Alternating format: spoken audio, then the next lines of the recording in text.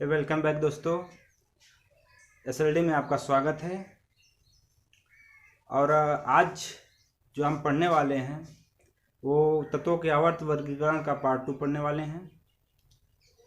दोस्तों, आप लोगों का बहुत ही दिल से धन्यवाद देता हूं आप लोगों को कि आप लोगों ने चैनल को सब्सक्राइब किया, देखा और लगभग 89 सब्सक्राइबर हो गए हैं, जिसमें 116 या 120 लगभग व्यूज मिल चुके हैं पार्ट 1 से। आज हम लोग पढ़ेंगे अध्याय 5 का, जो क्लास 10 का चैप्टर है, तत्वों का आवर्त वर्गीकरण का पार्ट 2।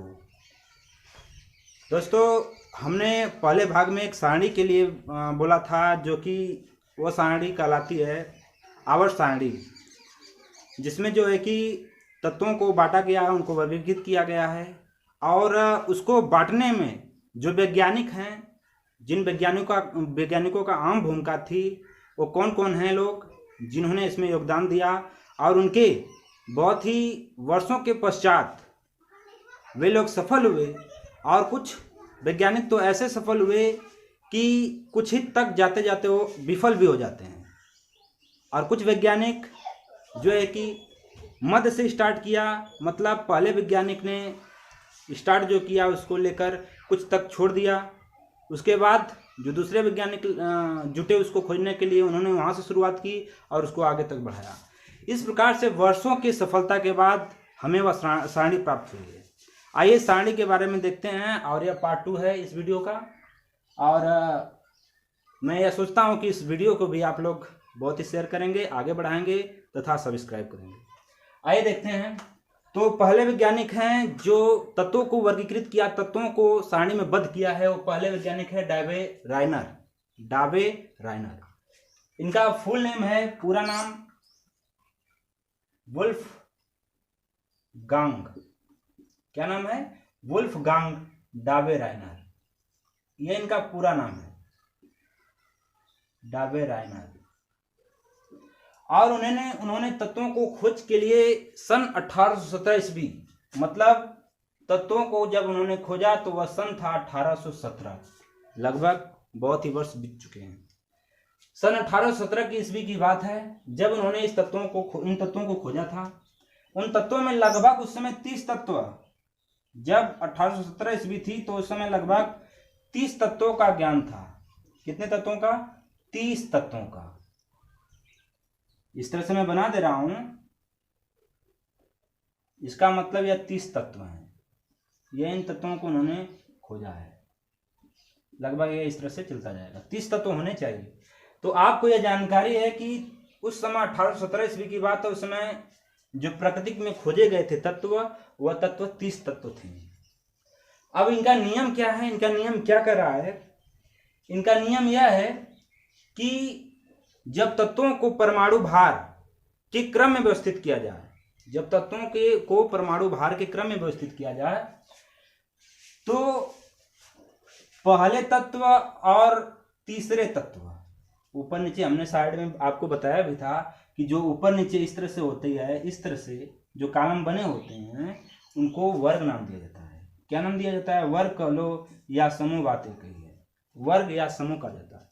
और जो इस तरह से हैं 36, इनको आवर्त कहा जाता है। क्या कहा जाता है? आवर्त। अब ध्यान दीजिएगा। तो हमने बताया कि इनका नियम क्या है डावे रायनर का। इनका यह नियम है दोस्तों कि पहले और तीसरे, किसी समूह में पहले और तीसरे तत्वों का औसत निकाला जाए। पहले और तीसरे तत्व का औसत। औसत का मतलब होता है पहले तत्व को जोड़कर तथा तीसरे तत्व को जोड़कर उसमें 2 से भाग दे दो। किससे भाग दे देना है? 2 से। और 2 से भाग देने पर जो मध्य वाला तत्व है, 2 नंबर या 2, पहला यह लिया, तीसरा या दूसरा, तो जो आप भाग दोगे, अगर इन तत्वों को जोड़कर, एक को और किसको, 3 को अगर जोड़कर भाग दोगे, तो जो प्राप्त होगा वह 2 आएगा। कहने का मतलब, ध्यान से सुनिएगा, कहने का मतलब यह है कि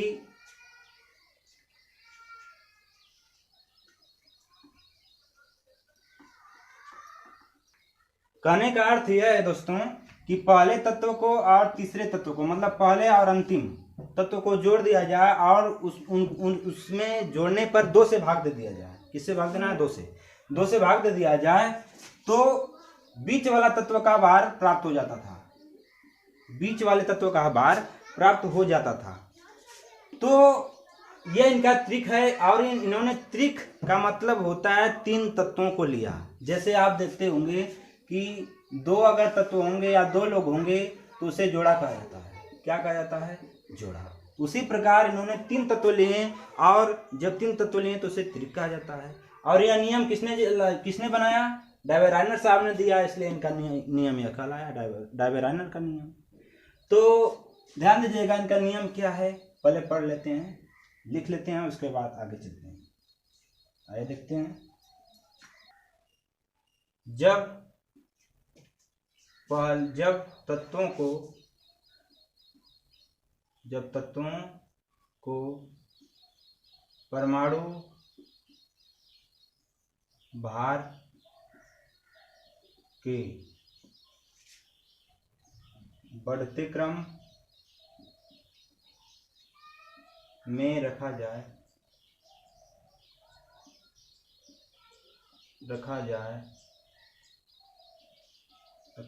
तो पहले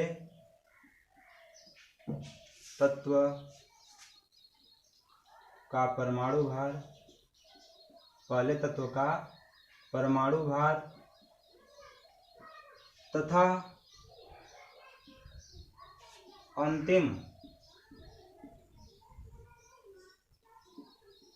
कोष्टक में कर दे रहे हैं तीसरे, अंतिम तत्व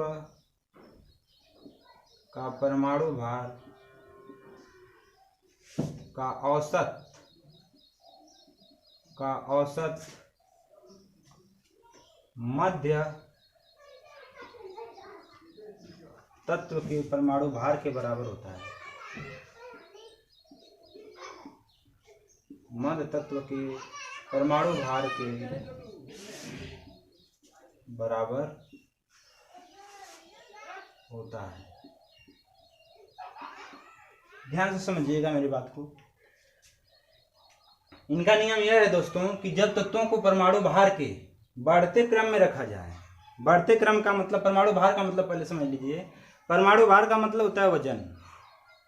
वजन आप अच्छी तरह से जानते होंगे क्या होता है।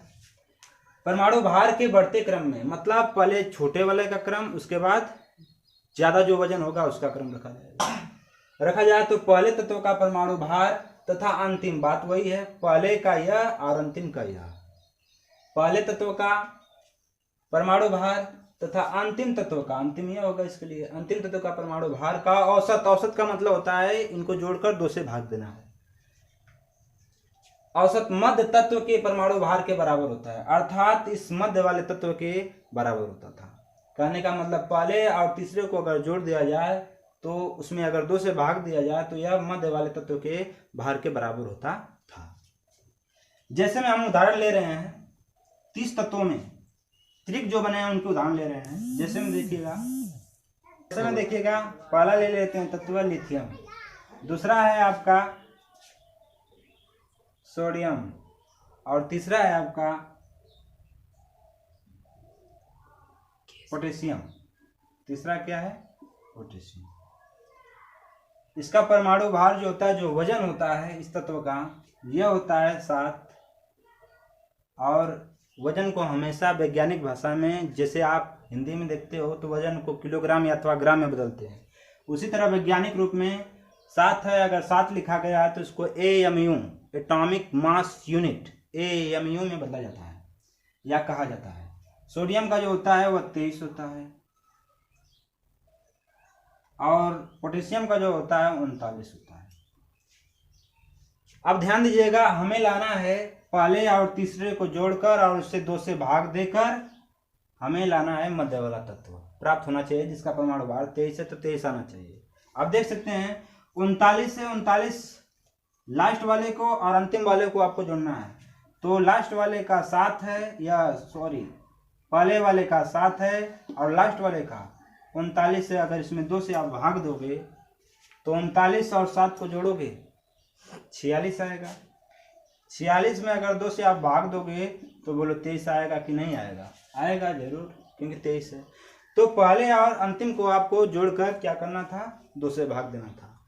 तो 2 से भाग देने पर हमारा मान 23 आ गया है, जो कि यह सदा सत्य है। तो इस प्रकार से डायवर ने त्रिक लिया। त्रिक का मतलब 3 तत्वों का समूह बनाया और उनमें पहले और तीसरे को जोड़कर 2 से भाग जब दिया तो वो मध्य वाले तत्व के बराबर आता था। ऐसे इन्होंने जो त्रिक बनाए वो 3 बनाए। यह तो था लिथियम, सोडियम और पोटेशियम का। एक त्रिक था जो है कि कैल्शियम का था। जैसे आप देख सकते हैं कैल्शियम का होता है 40.1 परमाणु भार। स्ट्रोटियम है, इसका होता है 87.6। और एक तत्व है बेरियम, इसका होता है 137.3। और उसी प्रकार जिस प्रकार से यह किया गया है, अगर पहले और तीसरे को जोड़कर और उसमें 2 से भाग दिया जाए तो लगभग यह 87.6 आएगा। जरूरी नहीं है कि एक्यूरेट ही वैल्यू आए, 87 से थोड़ा कम भी हो सकता है, 87 से थोड़ा ज़्यादा भी हो सकता है, बस इसके पास में होना चाहिए। तो पहले और अगर तीसरे को जोड़कर भाग दिया जाए तो वह मान मध्य वाले तत्व के बराबर आता था। और एक त्रिक उन्होंने बनाया, यह तो कैल्शियम और स्ट्रोटियम का था। और क्या बनाया उन्होंने? यह लिया नियम क्या, यह क्लोरीन का एक तत्व है क्लोरीन, जिसका तीसरा त्रिक देखते हैं। क्लोरीन, ब्रोमीन और आयोडीन। क्लोरीन का दोस्तों होता है परमाणु भार 35, ब्रोमीन का होता है 80 और आयोडीन का होता है 127। अब देखिए डायवर साहब ने अपना तीसरा त्रिक में क्या दिया है? तीसरे त्रिक में क्लोरीन को दिया, ब्रोमीन को दिया और आयोडीन को। और इसमें उन्होंने वही नियम लगाया जो लगा रहे थे हम लोग कि पहले और लास्ट वाले को जोड़ा जाए तो अगर उसमें 2 से भाग दिया जाए, उनको जोड़कर 2 से भाग दिया जाए तो मध्य वाले तत्व के बराबर आता था। तो वह नियम इसमें भी पालन किया। जो डायवर साहब का त्रिक में तीसरा जो नियम है, जो तीसरे तत्व पर लागू हुए, तो तत्व में क्लोरीन था, ब्रोमीन था और आयोडीन था, तो इस पर भी नियम लागू हुए। कहने का मतलब पहले और तीसरे को अगर जोड़ा जाए तो उसमें 2 से अगर भाग दिया जाए तो यह मध्य वाले तत्व के बराबर आता था। अब बात हो रही है कि असफल क्यों हुए, कैसे हुए? तो असफल यह इस प्रकार से हुए कि 3 तत्वों, कहने का मतलब पहले फर्स्ट राउंड में इन्होंने जो दिया, फर्स्ट राउंड में 3 तत्व दिया, दूसरे राउंड में भी इन्होंने 3 तत्व दिया और दूसरे राउंड में 3 तत्व और तीसरे राउंड में भी इन्होंने 3 ही तत्व दिए। टोटल मिलाकर अगर बात किया जाए तो टोटल मिलाकर जो संख्या हो रही है 9 हो रही है। कहने का मतलब पहले तो 30 तत्व खोज दिया इन्होंने, लेकिन 30 में से यह जो नियम लगा त्रिक का वह 9 तत्वों पर हुआ, बाकी 21 तत्वों पर यह नियम लागू नहीं हुआ। अंतोगत्वा इन्हें 21 तत्वों पर जब लागू नहीं हुआ तो असफल होना पड़ा। इसके बाद इसको पूरा करने के लिए सन 1865 ईस्वी में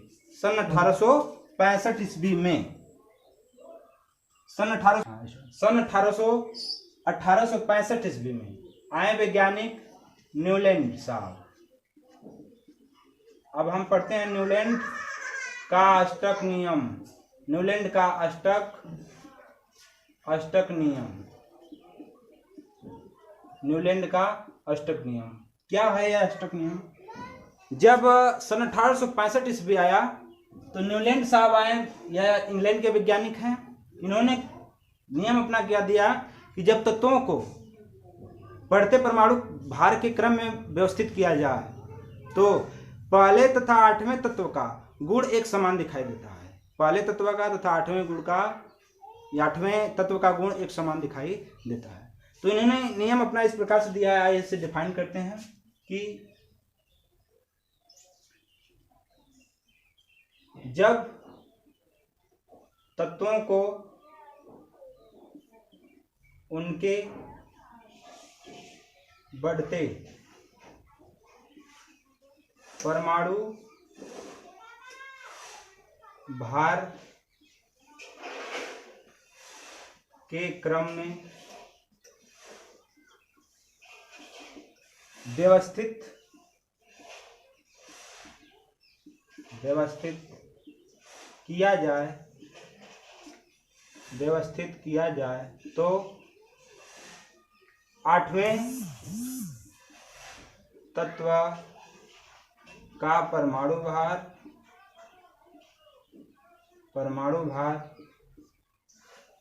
पहले तत्व के परमाणु भार के समान प्राप्त होता है,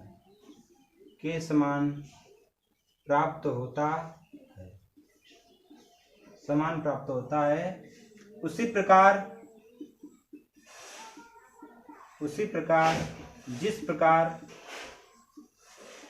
जिस प्रकार से संगीत में आठवां स्वर पहले स्वर के समान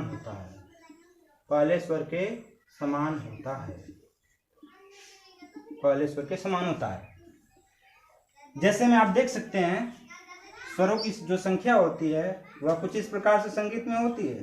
सारे, गा, मा, पा, दा, नी, सा हो गया।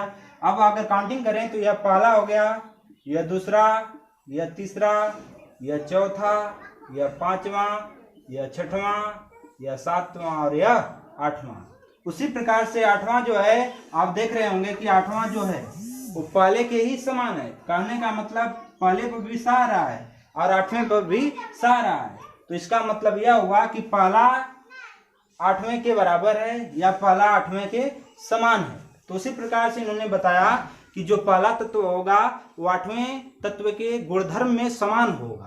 तो उन्होंने जो उदाहरण लिया तो वह उदाहरण इस प्रकार से कुछ लिया है, देखिए जैसे lithium, beryllium, boron, carbon, nitrogen, oxygen, fluorine.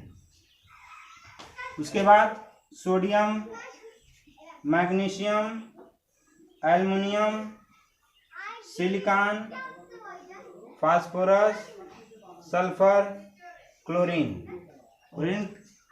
उसके बाद पोटेशियम और उसके बाद कैल्शियम। आप देखिए इस पर चर्चा करते हैं थोड़ा, देखिए ध्यान से। यह लिथियम है, पहले राउंड पर है, पहले नंबर पर है। 1 2 3 4 5 6 7 और उसके बाद 8वें नंबर पर सोडियम आ रहा है। कहने का मतलब ध्यान से देखिएगा दोस्तों कि लिथियम इसमें देखें होंगे आप तो पहले नंबर पर सा है, फिर 8वें नंबर पर भी सा है, तो पहला लेना है और 8वां नंबर की बात करना है। तो पहला पर देख रहे होंगे आप लिथियम है और 8वां जो है 8वां नंबर पर वो सोडियम तत्व है। इसका मतलब लिथियम का गुण सोडियम के बराबर है तथा सोडियम का गुण अब इसमें चेक करोगे तो यह 1 2 3 4 5 6 7 फिर 8वें नंबर पर पोटेशियम आ जाएगा। इसका मतलब सोडियम का गुण पोटेशियम के बराबर है, समान है।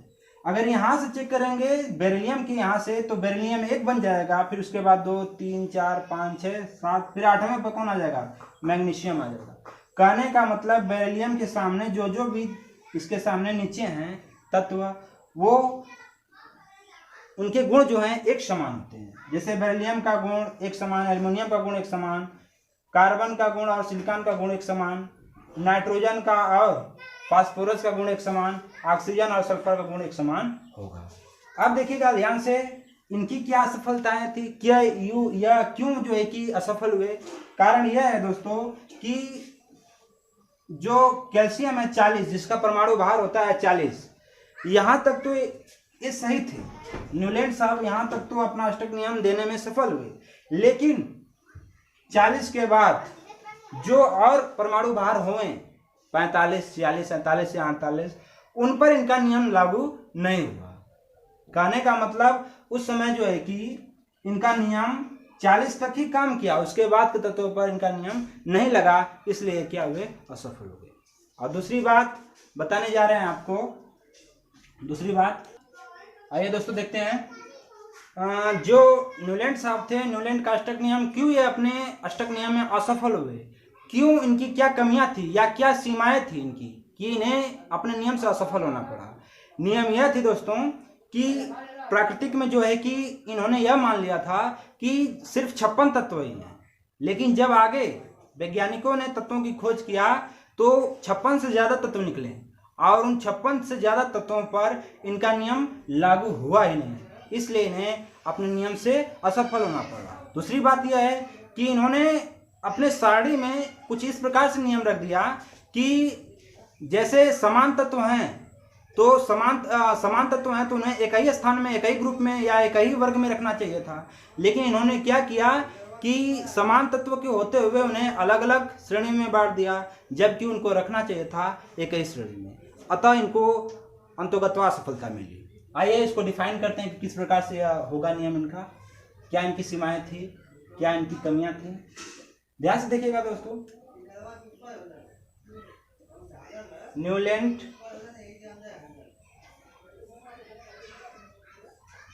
के अष्टक नियम की कमियां कह लो या सीमाएं, बात एक ही है, कमियां या सीमाएं। ठीक, न्यूलैंड के अष्टक नियम की कमियां या सीमाएं। पहली कमी है कि न्यूलैंड ने यह मान लिया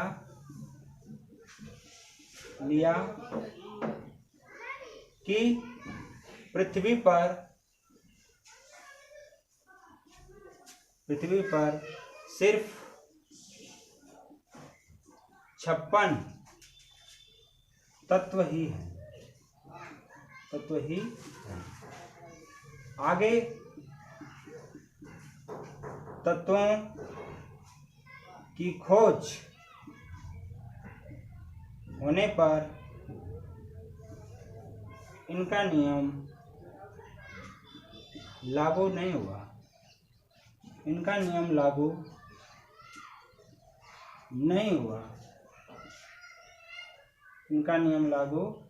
हुआ, अतः इन्हें असफल होना पड़ा,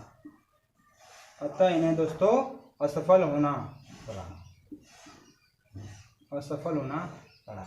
दूसरा यह था इनका कि इन्हें क्यों असफल होना पड़ा, तो दूसरा यह है कि इन्होंने अपने नियम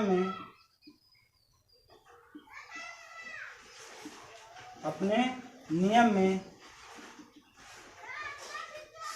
असमान गुण वाले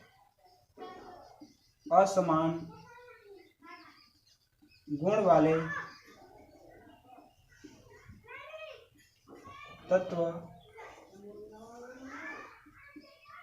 को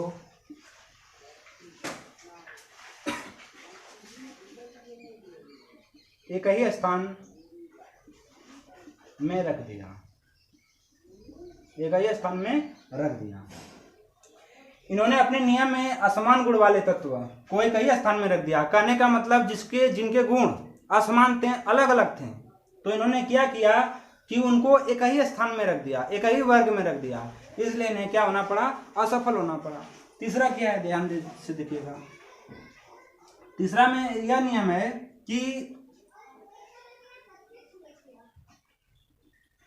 ध्यान से देखिएगा तो तीसरा में यह नियम है कि एक ही वर्ग में दो तत्वों को रखना, कहने का मतलब एक ही वर्ग में इन्होंने दो तत्वों को रख दिया। दो तत्वों का मतलब एक ही वर्ग में